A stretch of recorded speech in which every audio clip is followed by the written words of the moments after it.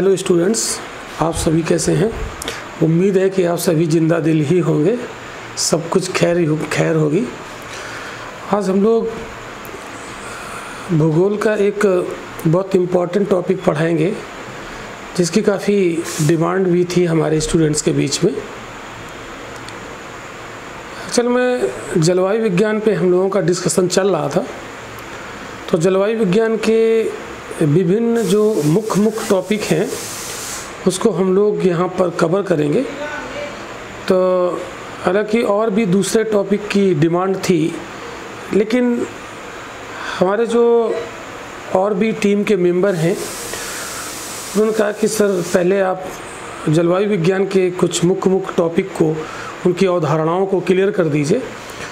तो इसीलिए हम लोग जीएस के कुछ मुख्य टॉपिक को भूगोल में जलवायु विज्ञान के पहले पढ़ेंगे। बाकी पढ़ेंगे तो हम सभी चीज़ें, लेकिन पहले हम लोग इसको पढ़ते हैं। तो आज हम लोग जलवायु विज्ञान का एक महत्वपूर्ण टॉपिक वायु दाब या वायुमंडलीय दाब, इसको डिस्कस करेंगे। वायुमंडलीय दाब एक बहुत ही महत्वपूर्ण टॉपिक है। ये जलवायु विज्ञान में इसका बहुत बड़ा रोल होता है और वैसे भी दैनिक जीवन में भी इसका बहुत बड़ा रोल होता है। जैसे हम कहीं भी खड़े हों तो वायुमंडल का जो दबाव है, वायुमंडल की जो गैसें हैं, वो लोग प्रीवियस लेक्चर में पढ़ चुके हैं। वायुमंडल का कंपोजिशन ऑफ एटमॉस्फेयर, तो जो वायुमंडल की विभिन्न गैसें हैं उनका दबाव हमारे ऊपर पड़ता है और उस दबाव का कहीं ना कहीं लाभ भी है। अगर वायुमंडलीय दबाव ना हो तो हमारी जो नसें हैं ये फट सकती हैं, या जैसे जब ऊंचाई पर जाते हैं तो वायुमंडल का दाब कम हो जाता है, जिसकी वजह से हमारे कुछ सेंसिटिव जगह हैं जहाँ से हमारी वेन्स फट जाती है और ब्लीडिंग होने लगती है। दूसरा, तो इससे ब्लीडिंग से बचाता है वायुमंडलीय दबाव। दूसरा, वायुमंडलीय दबाव है तो बॉइलिंग पॉइंट भी होता है। बॉइलिंग पॉइंट और वायुमंडलीय दबाव का एक संबंध होता है, उसको हम लोग साइंस में देखेंगे। वायुमंडलीय दबाव का जलवायु विज्ञान में भी बहुत ही महत्वपूर्ण रोल होता है। अगर दो स्थान हैं ए और बी, इसके वायुमंडलीय दबाव में यदि अंतर है तो हवाओं का फ्लो होगा।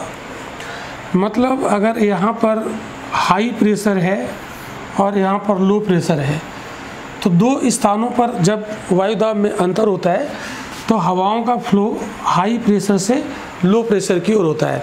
तो ये जो हवा होती है पहले रुकी होती है, और जब दो जगहों पर इसमें प्रेशर डिफरेंस क्रिएट होता है तो हवाएं हाई प्रेशर से लो प्रेशर की ओर चलने लगती हैं और उसको हम पवन कहते हैं। तो हवा पवन बन जाती है, यानी इनमें क्षैतिज प्रवाह होने लगता है हवाओं का, यानी हॉरिजॉन्टल मूवमेंट जो होता है हवा का, उसे हम पवन कहते हैं। तो हवा पवन कब बनती है? जब दो स्थानों का वायुदाब अलग अलग होता है। तो इस तरीके से ये बहुत सारा इसका इम्पोर्टेंस है वायुमंडलीय दाब का। तो आइए हम लोग वायुमंडलीय दाब को समझते हैं आगे।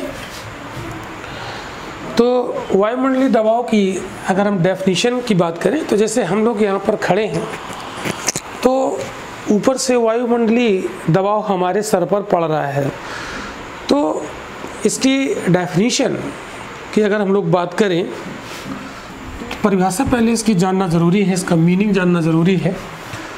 तो जैसे मान लीजिए कोई जगह है, इस जगह तो यहाँ पर वायुमंडल का दबाव इसके ऊपर पड़ रहा है। तो किसी स्थान व समय में वायु स्तंभ के भार को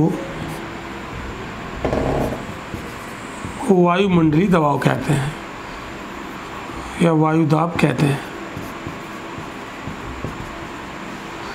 तो जैसे ये स्थान है और ये मान लो हमारी पृथ्वी सरफेस है, इसका ये एक स्थान है, मतलब ये, और इसके ऊपर वायुमंडल है, तो वायुमंडल का ये जो स्तंभ है, इस पे जो हवाएं होंगी, इन हवाओं का दबाव इसके ऊपर पड़ेगा, तो इसे कहेंगे वायुमंडलीय दबाव।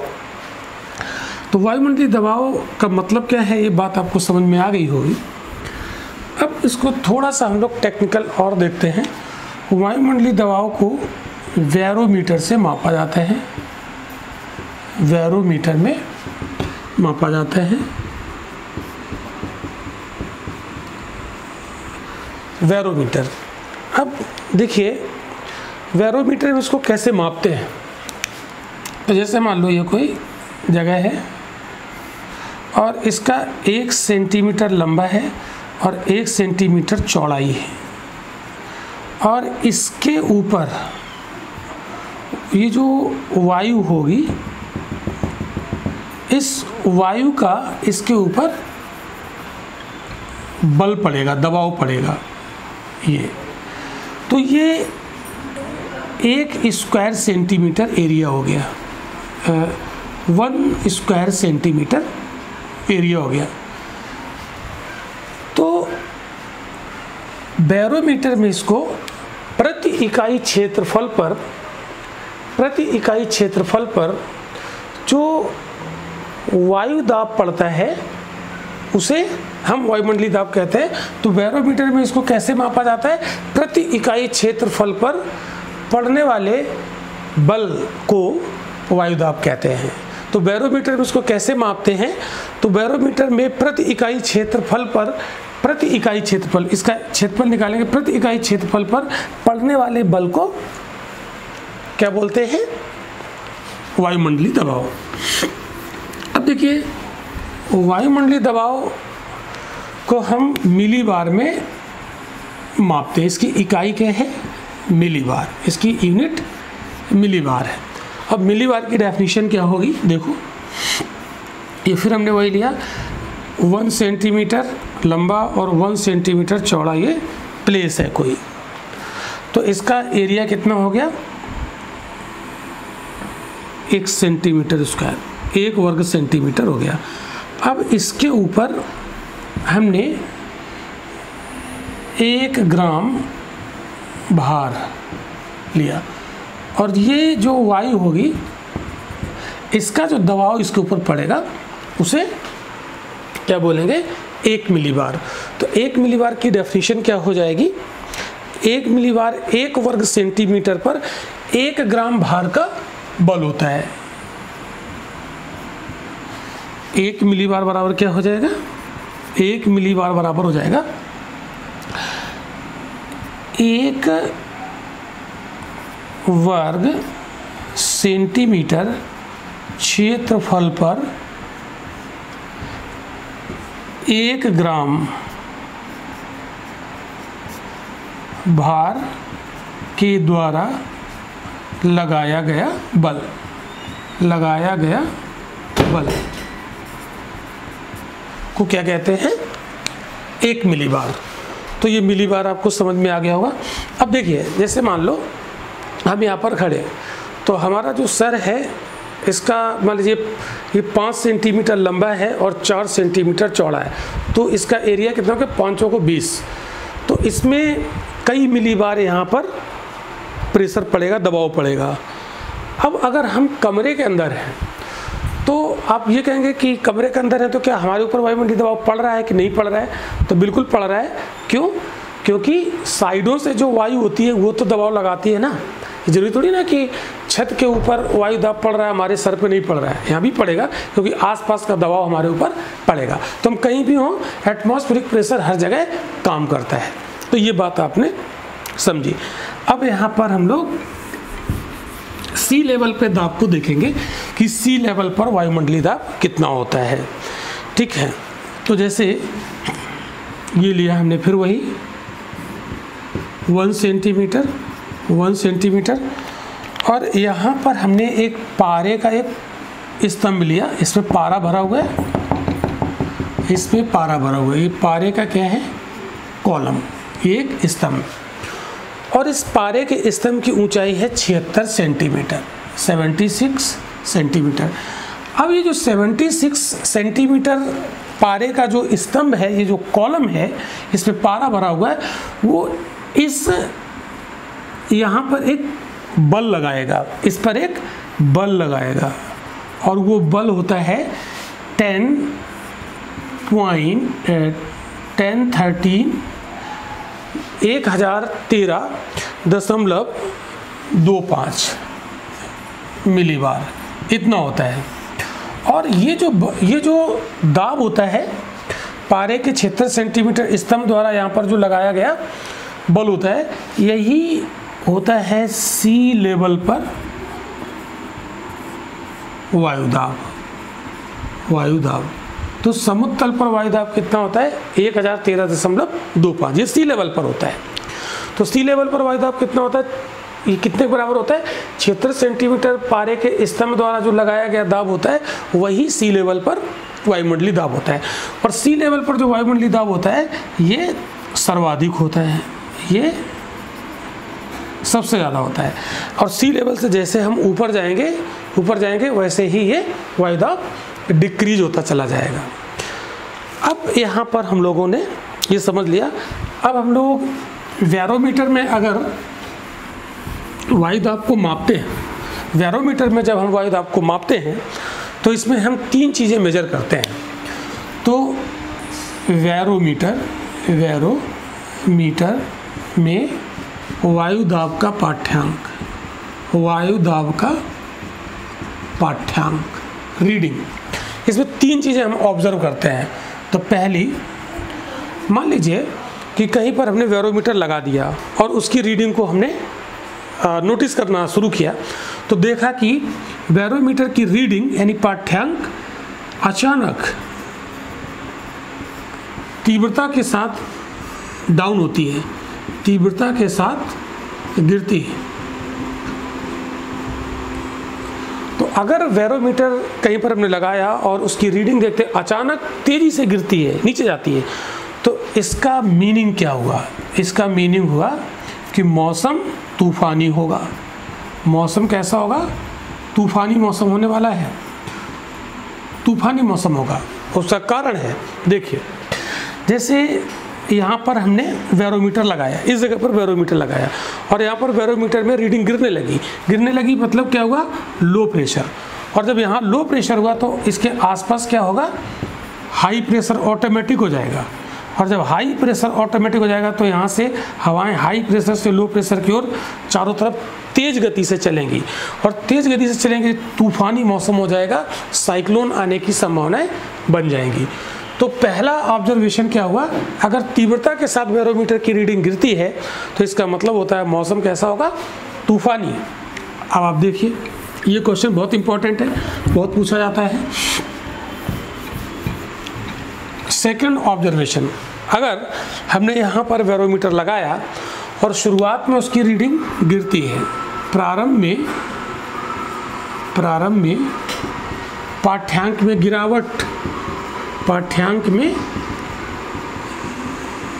गिरावट देखी गई, फिर धीरे धीरे बढ़ने लगा, धीरे धीरे बढ़ना शुरू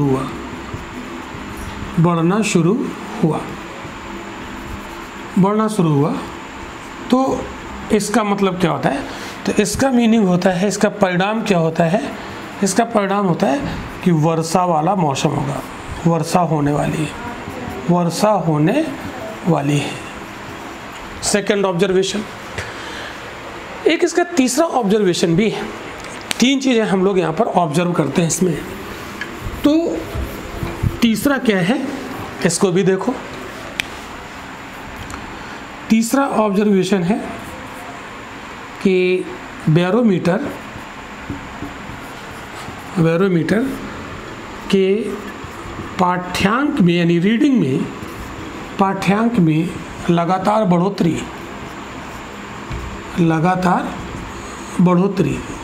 ये बढ़ रहा है। तो इसका मतलब क्या होगा? देखो, जैसे मान लो यहाँ पर हमने बैरोमीटर लगा दिया, यहाँ रीडिंग बढ़ रही है, इसका मतलब प्रेशर वहाँ पर क्या हो रहा है? हाई। और जब हाई हो रहा है तो ऑटोमेटिक आसपास क्या हो जाएगा? लो प्रेशर हो जाएगा। तो हवाएं क्या होंगी, केंद्र से बाहर की ओर चलने लगेंगी और यहाँ पर मौसम कैसा रहेगा, साफ होगा। और केंद्र से बाहर की ओर जब हवाएं चलती हैं तो इसको कहते हैं एंटी साइक्लोनिक कंडीशन। तो इसका मतलब क्या होगा, एंटी साइक्लोनिक कंडीशन, प्रति चक्रवाती स्थितियाँ होंगी, प्रति चक्रवाती दशाएं, और मौसम साफ होगा, मौसम साफ होगा। तो हमने देखा कि जो वायुदाब है ये किस तरीके के मौसम को इंडिकेट करता है, ये हमें पता चल जाता है। तो वायुदाब जलवायु को कैसे निर्धारित करता है, कब तूफान आएगा, कब एंटी साइक्लोन आएगा, कब वर्षा होगी, ये वायुदाब से पता चल जाता है। तो बहुत इम्पोर्टेंट होता है जलवायु के निर्धारण में वायुदाब। तो जलवायु विज्ञान का एक बहुत ही महत्वपूर्ण कॉन्सेप्ट है ये वायुदाब। इसका बहुत सारा एप्लीकेशन आप देखोगे इसमें जलवायु विज्ञान में। अब वायुमंडलीय दबाव का वितरण की अगर बात करें, वायुमंडलीय दाब का वितरण, distribution of atmospheric pressure on globe. तो आप देखते हैं कि जो हमारा ग्लोब होता है, इस हमारे ग्लोब में कोई भी चीज़ इक्वली डिस्ट्रीब्यूट नहीं है, समान रूप से वितरण नहीं है। इसमें कहीं पर कम है, कहीं ज़्यादा है, बहुत ज़्यादा इनइक्वलिटी है, समानता नहीं है। तो सबसे पहले हम जाने कि जो मैप में वायुमंडलीय दाब हम लोग देखते हैं, इसको इंडिकेट किससे करते हैं, वायुमंडलीय दबाव के वितरण को। तो वायुमंडलीय दबाव के वितरण को समदाब रेखाओं से मापा जाता है, समदाब रेखाओं से प्रदर्शित किया जाता है, समदाब रेखाओं से प्रदर्शित किया जाता है, प्रदर्शित किया जाता है। समदाब रेखाओं को इंग्लिश में कहते हैं आइसोबार, आइसोबार। समदाब रेखा क्या होती है, नाम से ही पता चल रहा है, समदाब है ना, दो चीज़ें, एक सम और दाब। मतलब जैसे ग्लोब पर हमने एक पॉइंट लिया ए, एक लिया बी, एक लिया सी, एक लिया डी, और इन सभी पॉइंट को देखा कि इनका दबाव हर जगह समान है, समदाब, हर प्लेस पे दबाव सेम है। तो इनको मिला देंगे तो एक लाइन बनेगी। चूँकि हर जगह दबाव समान है, इसलिए इससे बनने वाली जो लाइन होगी वो होगी समदाब रेखा, यानी आइसोबार। तो आइसोबार क्या है, वो काल्पनिक रेखा है, ये इमेजिनरी है, ये रियल में आपको नहीं दिखेगी, ये इमेजिनरी है। वो काल्पनिक रेखाएं जो समान दाब वाले स्थानों को मिलाने से बनती है, उन्हें कहते हैं समदाब रेखाएं। तो समदाब रेखाएं जो होती हैं मैप पर, ये वायु दाब के वितरण को प्रदर्शित करती हैं। अब आप देखिएगा, समदाब रेखाओं से भी कुछ चीज़ें हम लोग यहाँ पर देखेंगे। जैसे अगर कोई समदाब रेखाएं, दो समदाब रेखाएं हैं, ये ऐसे मान लो हैं, ये हॉरिजॉन्टल होती और ये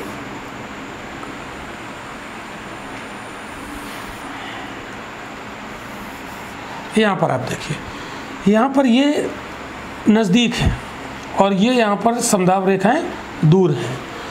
तो दो समदाब रेखा, इसका मतलब क्या हुआ कि इस पर जितने भी पॉइंट होंगे सभी का वायुदाब क्या होगा, सेम होगा, और इस पे जो होंगे उनका सभी का वायुदाब सेम होगा। लेकिन इस रेखा और इस रेखा पर स्थित स्थानों का वायुदाब अलग अलग होगा। ठीक है, मतलब एक ही समदाब रेखा पर जितने भी प्लेस होंगे उनका वायुदाब सेम होगा, लेकिन दो समदाब रेखाओं पर स्थित जो स्थान होंगे उनका वायुदाब अलग अलग होगा। अब आप देखिए, इनके बीच की अगर गैपिंग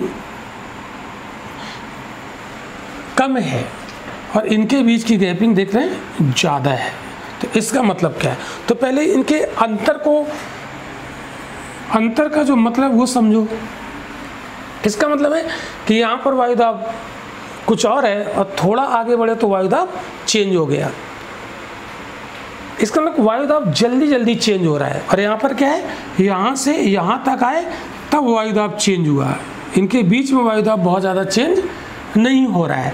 मतलब यहाँ से जल्दी जल्दी वायुदाब चेंज हो रहा है और यहाँ वायुदाब देर में चेंज हो रहा है। यानी इनके प्लेस में स्थित वायुदाब लगभग सेम होगा, लेकिन यहाँ जल्दी से चेंज हो रहा है। तो ये वायुदाब परिवर्तित हो रहा है। तो वायुदाब की जो परिवर्तन की दर है ना, वायुदाब परिवर्तन की दर, वायुदाब परिवर्तन की दर को दाब प्रवणता कहते हैं। दाब प्रवणता, इसको बैरोमीट्रिक स्लोप भी बोला जाता है। बैरोमीट्रिक स्लोप भी कहते हैं। बैरोमीट्रिक ढाल, तो बैरोमीट्रिक ढाल क्या हुआ, दाब वायुदाब परिवर्तन की दर। तो यहाँ पर देखिए ना, यहाँ वायुदाब जल्दी से चेंज हो गया, लेकिन यहाँ और इनके बीच में वायुदाब देर में चेंज हुआ। तो यहाँ पर दाब प्रवणता यानी बैरोमीट्रिक स्लोप अधिक है। यहाँ पर कैसा है, अधिक है। बैरोमीट्रिक स्लोप अधिक है। बैरोमीट्रिक जो ढाल है वो ज़्यादा है। क्यों? क्योंकि जल्दी जल्दी चेंज हो गया। दाब परिवर्तन की दर, यहाँ दर ज़्यादा है, यहाँ रेट ज़्यादा है, इसलिए दाब प्रवणता ज़्यादा होगी। और यहाँ पर ये दूर है, गैपिंग ज़्यादा है, तो यहाँ पर दाब परिवर्तन की दर स्लो है, तो यहाँ पर दाब प्रवणता धीमी होगी, दाब प्रवणता कम होगी, दाब प्रवणता क्या होगी, धीमी होगी। और यहाँ पर दाब प्रवणता अधिक, मतलब यहाँ पर तीव्र होगी। ये बात क्लियर हो गई होगी। तो अगर दो समदाब रेखाओं के बीच की दूरी ज़्यादा है तो दाब प्रवणता कम होगा, ज़्यादा है तो कम होगा, और कम है तो ज़्यादा होगा। इसका मतलब है कि दाब प्रवणता और इन दोनों के बीच का जो डिफरेंस है उसमें उल्टा रिलेशन होता है। अगर ये ज़्यादा है तो ये धीमी होगी, और ये अगर कम है तो ये ज़्यादा होगी। तो इतनी बात आपको समझ में आ गई होगी। दाब प्रवणता क्या है और समदाब रेखाएं क्या हैं। समदाब रेखाओं से वायुदाब के वितरण को प्रदर्शित किया जाता है। अब आप अगर यहाँ पर एक चीज़ आप और समझ लें कि जैसे ये है,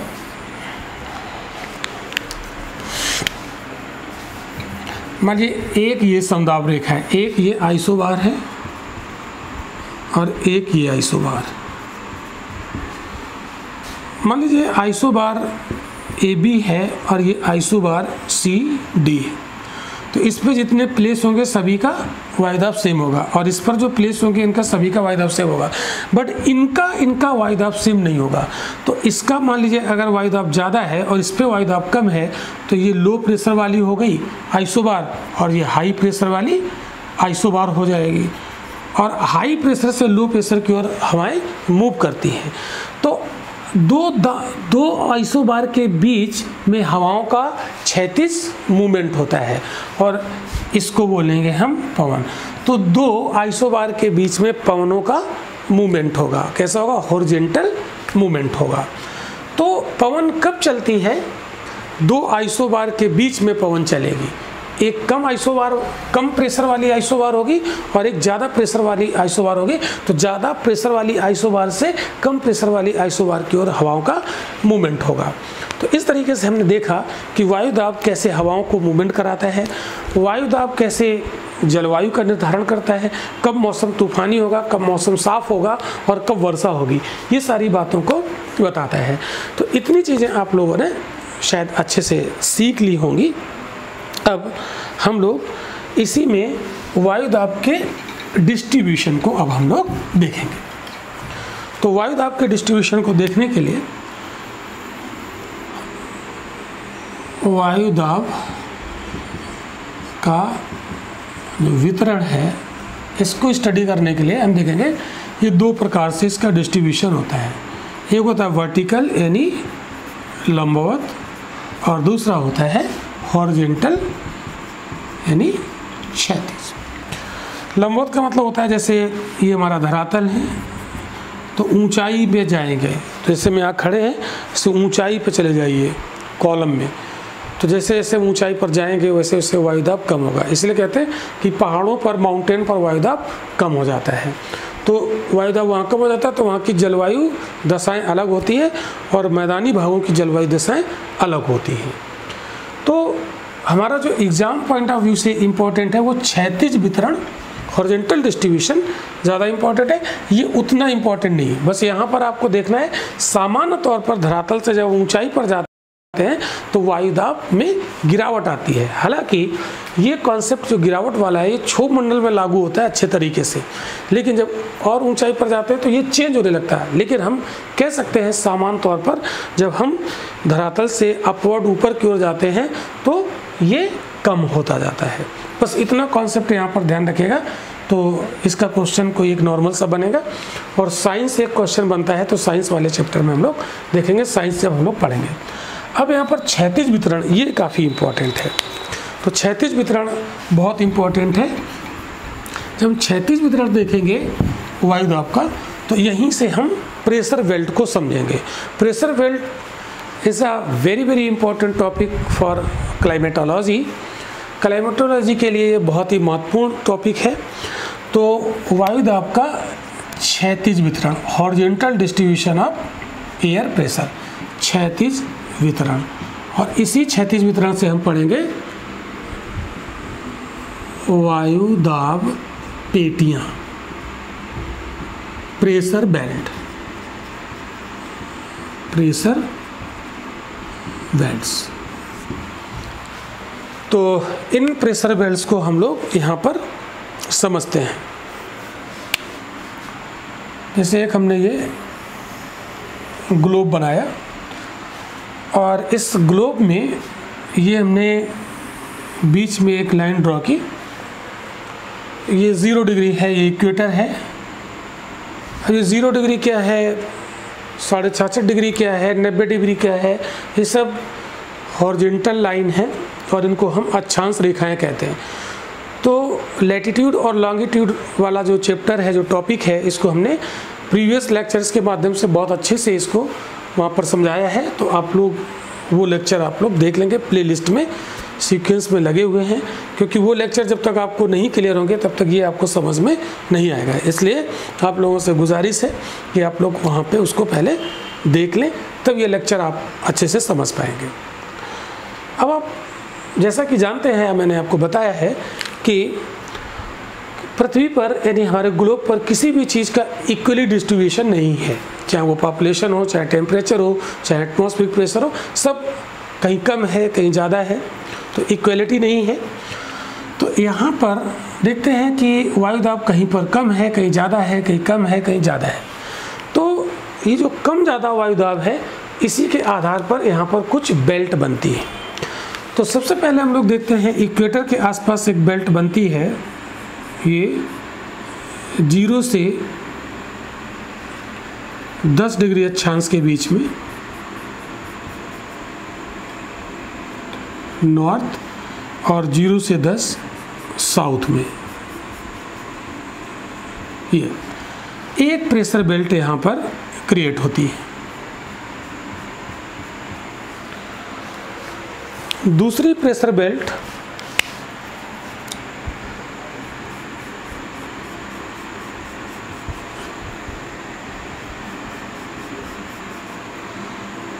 तीस डिग्री नॉर्थ से 35 डिग्री नॉर्थ के बीच में। सिमिलरली इन साउदर्न हेमिस्फीयर समान अक्षांश पर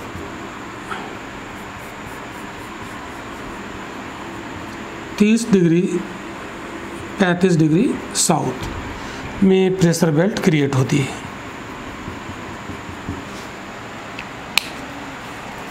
फिर एक 60-65 डिग्री के अक्षांश पर प्रेशर बेल्ट बनेगी 60 to 65 डिग्री नॉर्थ में। तो साउथ में भी बनेगी एक प्रेशर बेल्ट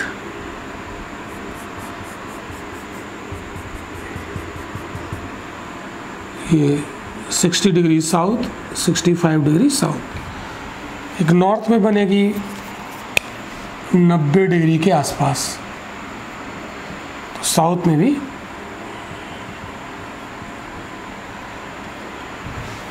तो इस तरीके से अगर हम काउंट करेंगे तो ये 7 प्रेशर बेल्ट होंगी, 1 2 3 4 5 6 7। तो हमारे ग्लोब पर कितनी प्रेशर बेल्ट बनती हैं? तो प्रेशर बेल्ट की संख्या कितनी होगी? 7 प्रेशर बेल्ट। अब इन प्रेशर बेल्ट का स्टडी हम लोग करेंगे और ये बहुत इम्पोर्टेंट टॉपिक बनता है प्रेशर बेल्ट का। इन प्रेशर बेल्ट का क्लाइमेट में बहुत बड़ा रोल होता है। तो सबसे पहले इन प्रेशर बेल्ट के हम लोग नेम जाने। ये एक्चुअल में इक्वेटर के आसपास है, इसलिए इसको कहते हैं इक्वेटोरियल प्रेशर बेल्ट। और यहाँ पर चूँकि सन लंबवत चमकता है परपेंडिकुलर, तो यहाँ पर इंसोलेशन ज़्यादा होता है, सूर्यताप ज़्यादा आता है और यहाँ पर गर्मी ज़्यादा होती है। तो जहाँ पर टेम्परेचर ज़्यादा होता है, कि टेम्परेचर और प्रेशर में एक रेसिप्रोकल रिलेशन होता है। तो यहाँ पर टेम्परेचर ज़्यादा तो प्रेशर कम होगा, तो इसको बोलेंगे इक्वेटोरियल लो प्रेशर बेल्ट। यहाँ पर प्रेशर लो होगा, तो इक्वेटोरियल लो प्रेशर बेल्ट। इसको हिंदी में कहेंगे उष्णकटिबंधीय निम्न वायुदाब की पेटी। अब यहाँ पर पोल है, तो पोल के आसपास की हवाएं बहुत ठंडी होती है। ठंडी हवाओं की वजह से यहाँ का तापमान कम होता है, और तापमान कम होता है तो यहाँ का प्रेशर अधिक होगा। तो यहाँ का प्रेशर अधिक होगा, तो यहाँ पर हाई प्रेशर बेल्ट होगी। और चूँकि पोल के आसपास है तो इसको बोलेंगे पोलर हाई प्रेशर बेल्ट। तो ये बेल्ट कैसी होगी? पोलर हाई प्रेशर बेल्ट, ध्रुवीय उच्च वायुदाब की पेटी। तो साउथ में भी यही नेम हो जाएगा इसका, पोलर हाई प्रेशर बेल्ट। ठीक है। अब ये पोल के बगल में है 60-65 डिग्री, तो इसको बोलेंगे सब पोलर रीजन। तो ये होती है सब पोलर हाई प्रेशर, सॉरी यहाँ पर लो प्रेशर होता है, लो प्रेशर बेल्ट। ये लो प्रेशर बेल्ट क्यों होता है? अब आप कहेंगे कि यहाँ का तापमान तो कम होता है तो प्रेशर हाई होना चाहिए, और 30-35 पर जो टेम्परेचर होता है वो ज़्यादा होता है, इसलिए प्रेशर यहाँ लो होना चाहिए। लेकिन यहाँ पर हाई है और यहाँ लो है, उल्टा क्यों है? तो इसको हम अभी समझेंगे। तो ये ट्रॉपिकल रीजन है, ट्रॉपिकल के बगल में है ये ट्रॉपिकल है इक्वेटोरियल। तो इसमें ये विषुवतरेखीय निम्न वायुदाब की पेटी, और ये सब ट्रॉपिकल रीजन में है। क्योंकि ट्रॉपिकल रीजन कितना होता है? 0 से 23.5, और 23.5 के बगल में तो इसको बोलेंगे सब ट्रॉपिकल। तो इसका नाम होता है सब ट्रॉपिकल हाई प्रेशर। यहाँ पर हाई प्रेशर होता है, हाई प्रेशर बेल्ट। तो यही नेम इसका साउथ में भी हो जाएगा, सब ट्रॉपिकल हाई प्रेशर बेल्ट। और ये आपकी सब पोलर लो प्रेशर बेल्ट। ये जो सब ट्रॉपिकल हाई प्रेशर बेल्ट है, इसको हॉर्स लैटिट्यूड भी बोला जाता है। तो इसमें अभी हमने देखा कि ये जो हॉर्स लैटिट्यूड है, ये 30 से 35 डिग्री अक्षांश की जो बेल्ट होती है, इन दोनों गोलार्धों में, इन बोथ द हेमिस्फीयर, इसको हॉर्स लैटिट्यूड बोलते हैं। हॉर्स लैटिट्यूड इसको हिंदी में बोलते हैं अश्व अक्षांश। तो अश्व अक्षांश दोनों गोलार्धों में फैला हुआ है, और यहाँ का वायुदाब अधिक होता है, हाई प्रेशर होता है। ये बात आपको याद रखनी। तो ये क्वेश्चन एक पूछा गया था, यूपीएससी ने पूछा था एसर्शन रीजन में, कथन और कारण में। कथन में दिया था कि हॉर्स लैटिट्यूड का विस्तार दोनों गोलार्धों में 30 से 35 डिग्री अक्षांशों के बीच में होता है, और रीजन में लिखा था यहाँ पर वायुमंडलीय दाब निम्न होता है। तो इसमें आप देखेंगे कि इसका विस्तार दोनों गोलार्धों में है, 30-35 पर हॉर्स लैटिट्यूड का, लेकिन यहाँ पर प्रेशर हाई है, लो नहीं है, इसलिए इसका कथन सही था और कारण गलत था। तो ये असर्शन रीजन का क्वेश्चन पूछा गया था यहाँ पर हॉर्स लैटिट्यूड से। तो ये बात आपको समझ में आ गई होगी। तो इन जो वायुदाब पेटियों का नाम है वो आपने समझ लिया कि संख्या कितनी है 7 और इनका नाम क्या क्या है। इसमें कोई प्रॉब्लम हो तो आप लोग हमें कमेंट बॉक्स में कमेंट करेंगे और उसमें आप हमसे पूछेंगे, मैं आपको अगले वाले लेक्चर में फिर क्लियर कर देंगे। वैसे कन्फ्यूजन होना नहीं चाहिए। अब आप देखिए, ये जो वायुदाब पेटियां हैं, ये वाली जो बेल्ट है इक्वेटोरियल लो प्रेशर बेल्ट, इसका संबंध डायरेक्ट टेम्परेचर से होता है, और जो पोलर बेल्ट है इसका भी संबंध डायरेक्ट किससे होता है? टेम्परेचर से। इसलिए इक्वेटोरियल लो प्रेशर बेल्ट और पोलर हाई प्रेशर बेल्ट को थर्मल बेल्ट भी कहा जाता है। क्या बोलते हैं? Thermal belt. इसको थोड़ा सा रब कर लूँ, जगह बना लूँ, तो इनको क्या बोलेंगे? ये टेम्परेचर पर आधारित है, इसलिए इनको क्या बोलेंगे? Thermal belt. तो ये है थर्मल बेल्ट। तापीय पेटी, और ये भी है थर्मल बेल्ट। अब ये वाली जो बेल्ट है सब पोलर बेल्ट और सब ट्रॉपिकल बेल्ट, ये वाली,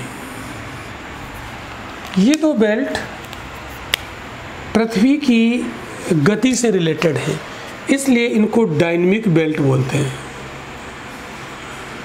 डायनेमिक बेल्ट, गतिक पेटी, गतिक पेटी। इसको गतिक पेटी क्यों कहते हैं? क्योंकि पृथ्वी की गतियों से संबंधित है। तो अगर कभी आपसे पूछा जाए कि थर्मल बेल्ट इसमें कौन है, या कौन सी वायुदाब पेटी डायरेक्ट टेम्परेचर के कारण बनती है, तो थर्मल बेल्ट है ना, और कौन सी बेल्ट जो टेम्परेचर का रोल तो वहाँ पर कम है, टेम्परेचर का कॉन्सेप्ट वहाँ पर लागू नहीं होता है, वहाँ पर पृथ्वी की घूर्णन गति। देखो आप समझो कि जैसे आपने देखा कि 30-35 पर टेम्परेचर ज़्यादा होता है, तो यहाँ पर टेम्परेचर अगर ज़्यादा होता है तो इस रिलेशन के अकॉर्डिंग यहाँ प्रेशर कम होना चाहिए, लेकिन प्रेशर यहाँ ज़्यादा है। इसका मतलब ये बेल्ट टेम्परेचर की वजह से नहीं बनती है, ये पृथ्वी की गति से रिलेटेड है। पृथ्वी की घूर्णन गति का रोल है, जिसकी वजह से यहाँ पर हाई प्रेशर हो जाता है। क्यों, अभी हम समझेंगे। और ये वाली जो बेल्ट है इसकी तुलना में ये उच्च अक्षांश पर है, इसलिए यहाँ पर टेम्परेचर कम होगा, और टेम्परेचर कम होगा तो इस कॉन्सेप्ट के अकॉर्डिंग प्रेशर हाई होगा। तो यहाँ पर प्रेशर हाई होना चाहिए, लेकिन हाई नहीं है, लो है। इसका मतलब टेम्परेचर से रिलेटेड ये नहीं है, पृथ्वी की गति से रिलेटेड है, इसलिए इसको हम इन दोनों को गतिक पेटी कहते हैं। देखो है क्या, एक्चुअल में ये पृथ्वी घूम रही है पश्चिम से पूरब की ओर, तो पश्चिम से पूरब की ओर घूम रही है। तो होता क्या है, यहाँ पर जो हवाएं होती हैं विषुवत रेखा के आसपास वाली, ये गर्म होकर ऊपर उठती हैं, और जब ऊपर उठती हैं तो ऊपर उठने के क्रम में ये पृथ्वी जो कि घूम रही है, तो ऊपर उठने के क्रम में ये पृथ्वी के घूमने की वजह से क्या होता है, यहाँ पर एक बल काम करता है। तो बल काम करता है, उस बल का नाम है कोरियालिस बल।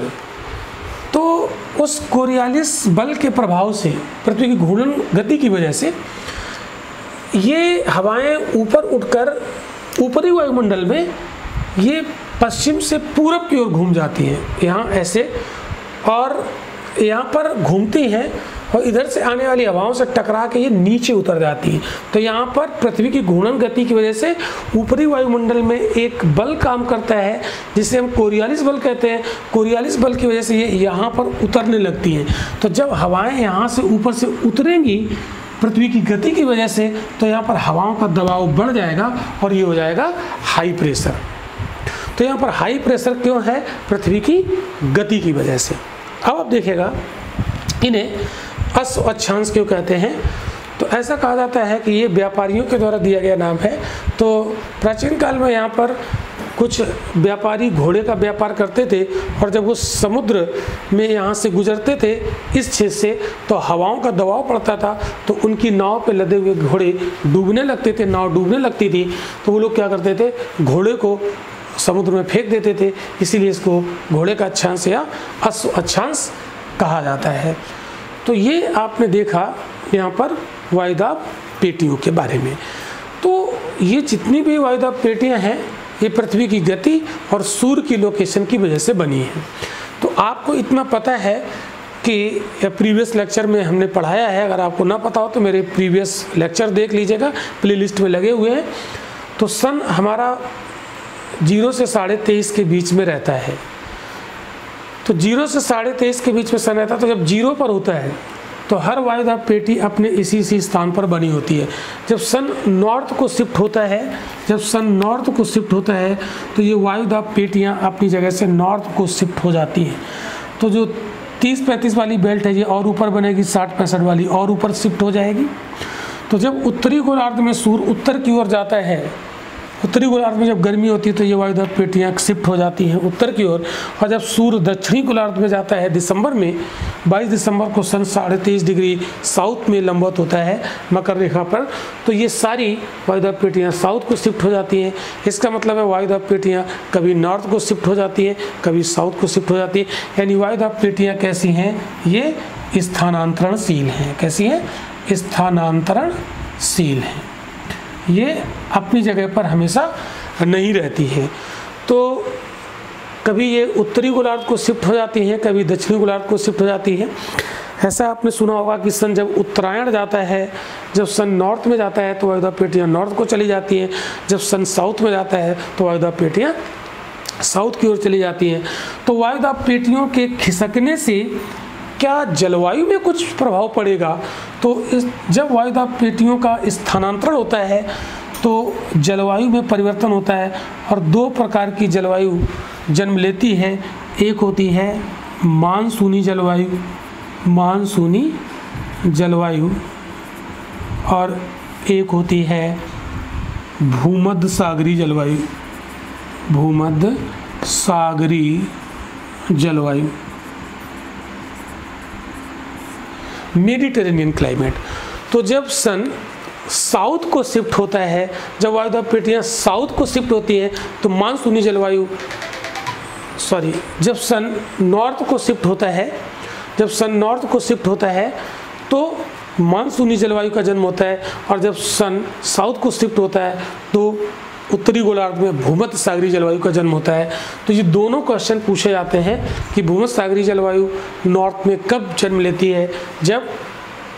जब वायुदाब पेटियाँ साउथ की ओर शिफ्ट होती हैं।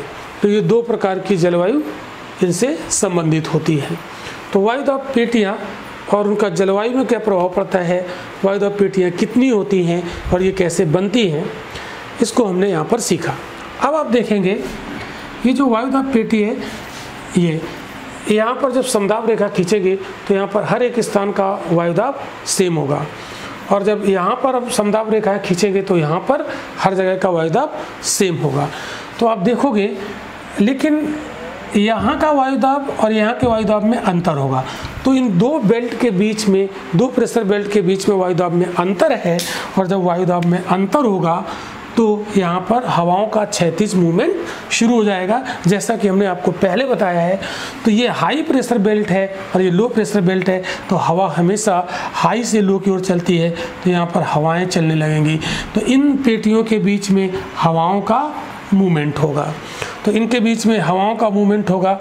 तो हवाओं का मूवमेंट कैसे होता है? जब 2 प्रेशर बेल्ट के बीच में ये अंतर है, और इन्हीं अंतरों की वजह से यहाँ पर पवन चलने लगती है। तो यहाँ पर हम पवनें देखेंगे, और ये जो पवनें हम लोग देखेंगे ये होंगी हमारी परमानेंट विंड। तो हम लोग जब विंड वाला चैप्टर पढ़ेंगे तब हम यहाँ पर आपको ये पवनों के बारे में बताएंगे। तो ये वाला लेक्चर आप जब तक नहीं समझेंगे तब तक आगे आप विंड वाला चैप्टर आप नहीं समझ पाएंगे। तो आज हम लेक्चर को यहाँ पर रोकेंगे और जो अगला लेक्चर हम पढ़ेंगे वो यहीं से हम उठाएंगे और विंड वाला चैप्टर हम आपको पढ़ाएंगे। तो अगले लेक्चर में हम लोग विंड कवर करेंगे, लेकिन विंड आपको समझ में तभी आएगी जब आप ये वाला लेक्चर हमारा सही से समझ लेंगे। तो यहाँ पर हमारे लेक्चर की सीमा रहती है, क्योंकि इतना ही अभी हमने लेक्चर पढ़ाया और लगभग ये 45 मिनट का लेक्चर हमारा हो गया है, और अभी भी इसको हम और डिटेल में पढ़ाते तो कम से कम केवल वायु दाब और प्रेशर बेल्ट वाला लेक्चर ही कम से कम हमारा 1.5 घंटे का होता। और 1.5 घंटे का लेक्चर अगर आप देखेंगे तो हो सकता है कि आपके पास इतना धैर्य ना हो, क्योंकि 1.5 घंटे आप YouTube पे लेक्चर नहीं देखेंगे। मुझे लगता है कि 10 मिनट देखते हैं, 15 मिनट देखते हैं, बहुत धैर्य होगा तो आधे घंटे देखते हैं, इसके बाद आप लेक्चर्स को स्किप कर देते हैं। तो प्लीज़ लेक्चर को स्किप मत करिएगा। हमारे लेक्चर थोड़े लंबे होते हैं, लेकिन हम पूरा कॉन्सेप्ट दे के पढ़ाते हैं, तो इसलिए अगर आप हमारे लेक्चर को सही से देखते हैं पूरा एंड तक तो आपका कॉन्सेप्ट बहुत अच्छा हो जाएगा। लेकिन अगर आपको और डिटेल में पढ़ना है अच्छे से, तो आपको क्या करना है, आप प्ले स्टोर पर जाइए और हमारा रविंद्रा IAS का ऐप डाउनलोड कर लीजिए। वहाँ पर आपको ये सारे लेक्चर इससे भी ज़्यादा डिटेल में एक एक चीज़ शून्य से शिखर तक हम वहाँ पर पढ़ाते हैं, शून्य से शिखर तक। और न केवल वहाँ पर पढ़ाते हैं, बल्कि हम आपको वहाँ पर स्टडी मटेरियल PDF फॉर्म में देते हैं, आपको लाइव लेक्चर देंगे, उस लेक्चर का रिकॉर्डेड वीडियो भी मिलेगा, और आपको वहाँ पर स्टडी मटेरियल PDF फॉर्म भी मिलेगा, प्लस टेस्ट सीरीज मिलेगी, और फीस में भारी छूट आपको मिलेगी। तो अगर आपको सिस्टमेटिक IAS की तैयारी करनी है, IAS PCS की, और आपको GS को डिटेल में पढ़ना है कॉन्सेप्ट और पूरा अवधारणाओं के साथ, तो आप हमारे क्या करोगे, ऐप को डाउनलोड करोगे प्ले स्टोर से। क्या टाइप करोगे वहाँ पर, रविंद्रा IAS आप वहाँ पर टाइप करोगे और अपने फ़ोन पे आप उसे इंस्टॉल कर लोगे, और आपको वहाँ पर सारे लेक्चर हमारे मिल जाएंगे। तो हमारा आप पेड लेक्चर अगर आप ज्वाइन करोगे, यहाँ पर फीस बहुत ज़्यादा नहीं होगी, कम होगी, ऑफलाइन की तुलना में फ़ीस बहुत कम होगी, और आपको सारा कुछ वहाँ पर डिटेल में मिलेगा।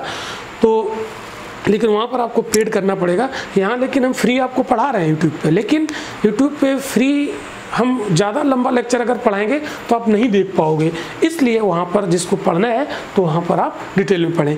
तो चलिए आप इसको देखते रहिए, और हम यहाँ पर GS पढ़ेंगे किसके स्टाइल में, रविंद्र सर के स्टाइल में पढ़ते हैं, तो आपको ये बड़ा मज़ा आएगा। चलिए, थैंक यू।